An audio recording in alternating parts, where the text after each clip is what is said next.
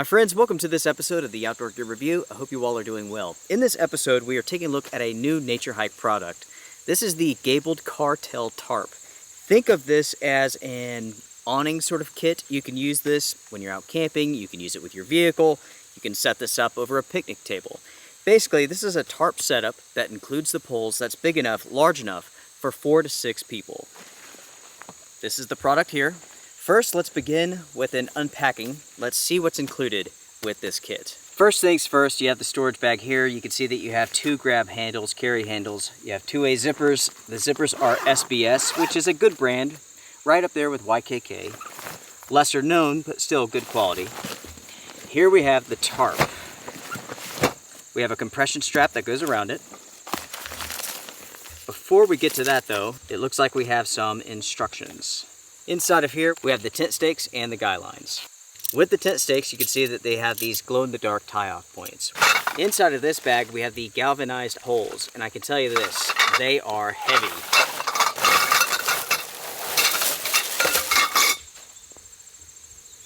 Then lastly, we have the tarp itself. What you're looking at is everything that's included with this kit. You receive 7 guy lines, 9 stakes, and 3 poles. 2 of the poles are 86.6 inches long, whereas the other is 74.8 inches. Now that we have the component breakdown out of the way, I'm going to set this up very quickly. It could rain at any minute.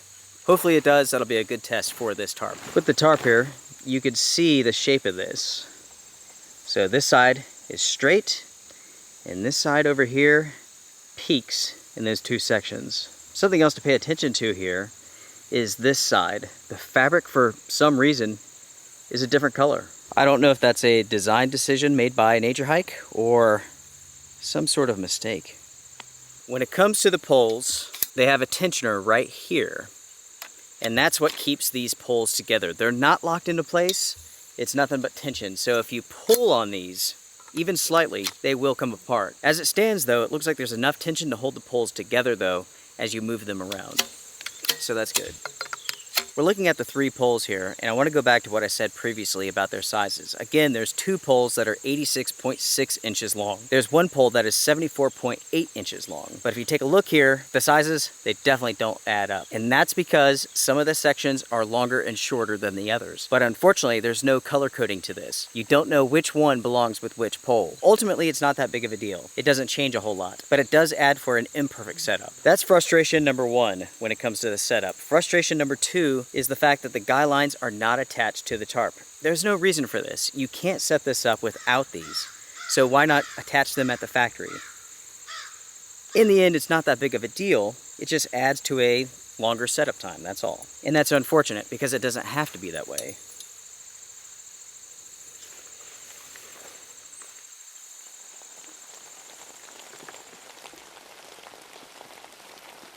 As you all can see, the tarp has been set up. I did the best job that I could do with the rain coming down. Basically, as soon as I begun staking this out, it began to rain. I have to say that the setup process was a real pain in the ass. There's some problems here when it comes to this product. First off, the instructions, absolutely worthless. Second, let me go back to that actually. If you've never set up something like this before and you're looking at those instructions, it is going to be exceptionally frustrating. Next, the tent stakes, they're not very good. They're not very long. The stakes themselves need to be long for a big tarp like this.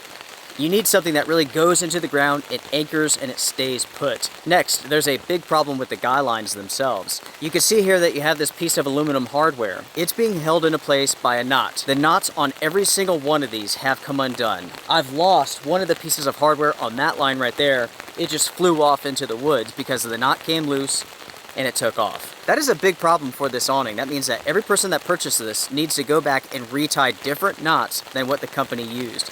Otherwise, that hardware will come off. Let's move past those points for a second and let's go over some stats concerning this tarp real quick. When it comes to the setup size, you're looking at 19 feet 4 inches long, and you're looking at 11 feet 2 inches wide. And of course, those measurements are at the longest and the widest points. The storage size for this is 26.8 inches by 6.7 inches by 6.3 inches. The weight of this kit is around 15 pounds. We've gone over what's included, now let's talk about the materials. And then we'll talk about the price. There's a reason why I'm doing this, and you'll see in just a moment. Unfortunately, when it comes to the materials, on the NatureHike website, it's a little bit confusing. The company actually states two different things. I believe one is a typo and I believe one is correct. So they state that the tarp is made from a 150D Oxford material, and they also state it's made from a 50 denier Oxford material. I believe the 150 is right. That makes sense. A 50 denier Oxford would be super, super thin, very, very weak. For a tarp, I would expect 150 or more. And now everyone, let's go to price. So the retail price of this is almost $300. At the NatureHike website, $286. Now check this out. At AliExpress, from the NatureHike store, you could purchase this for $105. I'm sure you're wondering, why did I talk about materials first and then price? And I did that because this is an Oxford material. Oxford fabric has been around for a very long time. Initially, it began as a cotton sort of material. Nowadays, it is primarily polyester. The thing is, when it comes to this material, it is the cheapest of the cheap. That doesn't mean that it's a bad material, but this is a material that is extremely inexpensive to make. And oftentimes, that's why you find Oxford material with tarps, tents that are extremely low budget. That's the nice way to put it. Another way to put it is that oftentimes if you were going to go out and buy a tent that's a complete piece of shit, it would be made from this material here. And there's a reason why. It's super, super inexpensive. I want to be very clear about this. Just because a tent or a tarp uses Oxford material doesn't mean it's bad. They're not all bad. It really does depend on the manufacturer. It depends on the person making the tent, the company making the tent. In this case, we have NatureHike. Well-known brand, they make good products. This is so far waterproof. I'm not seeing any sort of leaking or anything like that. But it goes back to the material and the price. This is an Oxford polyester. If you were going to go out and buy a very, very large size tarp that was made from this material, it would be very inexpensive. I mean, you can buy large size tarps for like 40 bucks. You have to keep in mind, this is almost $300 retail or on sale for 200 bucks. That is a ton of money for what you're getting here. When it comes to the overall construction of this tarp, it does look to be rather good. I'm not seeing any sort of issues when it comes to the stitch work. I'm not seeing any issues when it comes to threads. The materials themselves do feel cheap, and that all goes back to the polyester Oxford material. To put it bluntly, this material has a very cheap, very inexpensive feel to it. All of the seams have been taped, and that's a good thing. I do not know what this has been treated with to make it waterproof. Silicone or PU, I don't know.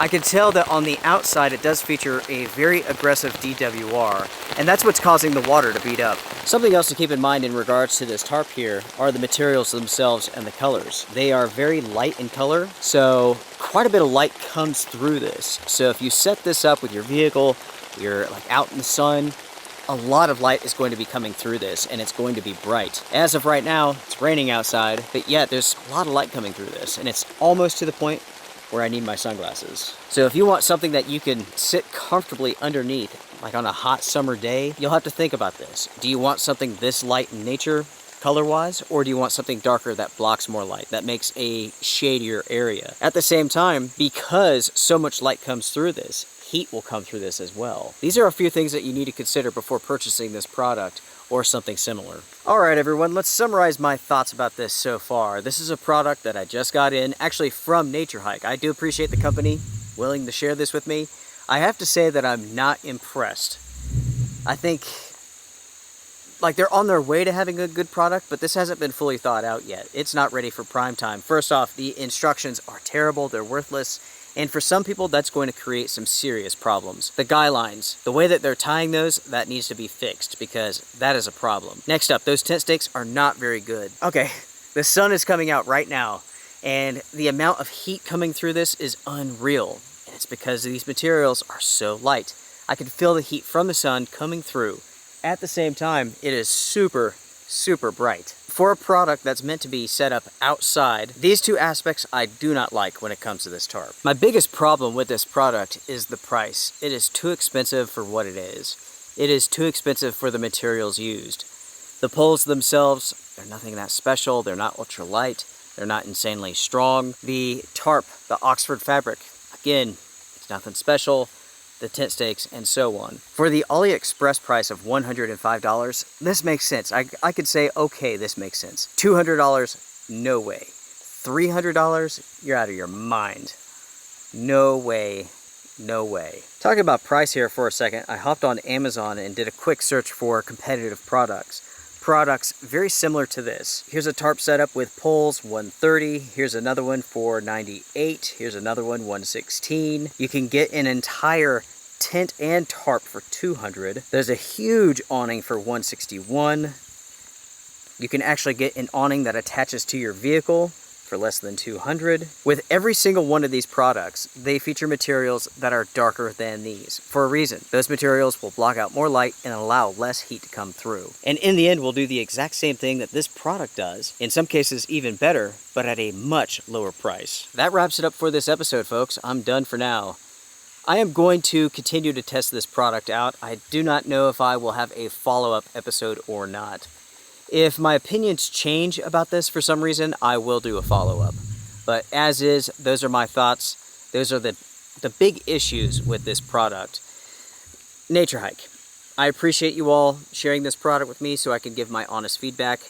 That's exactly what I've done. Here with the channel, it's always agenda-free. 98% of the products that I review, I purchase myself. So I do appreciate NatureHike willing to share this for the sake of a review. It says a lot about the company, and hopefully they will continue. Hopefully they can take my advice, my criticisms here, and make a better product.